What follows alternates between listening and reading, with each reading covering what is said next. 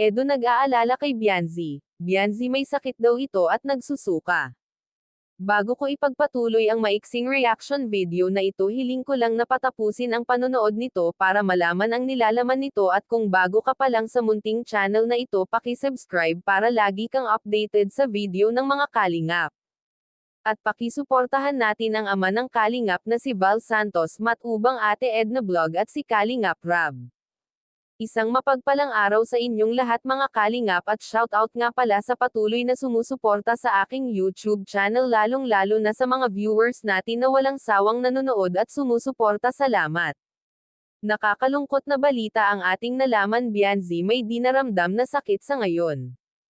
Itong si Bianzi ay may sakit at nagsusuka. Maraming ang netizen ang nagulat sa pagsusuka na ito ni Bianzi. Kaya naman nang malaman ito ni Edo ay agad pinuntahan si Bianzi.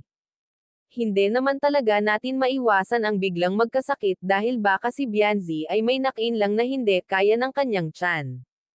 Sa sobrang ang awa ni Edo ay agad itong pinuntahan at kinumusta. Sa ngayon ay okay na si Bianzi dahil umiinom naman daw siya ng gamot. Kahit ang Kalingap Angels ay nag-aalala sa nararamdaman ni Bianzi. Maraming ang netizen ang nag-aalala kay Bianzi. Maraming ang nagkokomento na baka may ulcer si Bianzi dahil suka ito ng suka. Dahil ito palang si Bianzi ay hindi kumakain ng almusal pagpapasok sa paaralan. Kaya marami ang nagsasabi na ulcer ang sakit nito.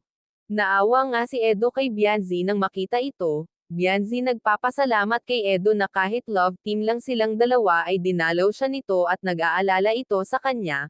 Mabait naman talaga si Edo, kaya nga marami na itong natulungan dahil sa malapit ito sa mahirap at handang tumulong. Mga netizen ay hanga talaga sa mga ginagawa ni Edo, kaya nga sa sobrang bait nito ay maraming blessing ang natatanggap nito. Hanggang dito na lang ang update ko mga kalingap. Maraming salamat at God bless sa inyong lahat.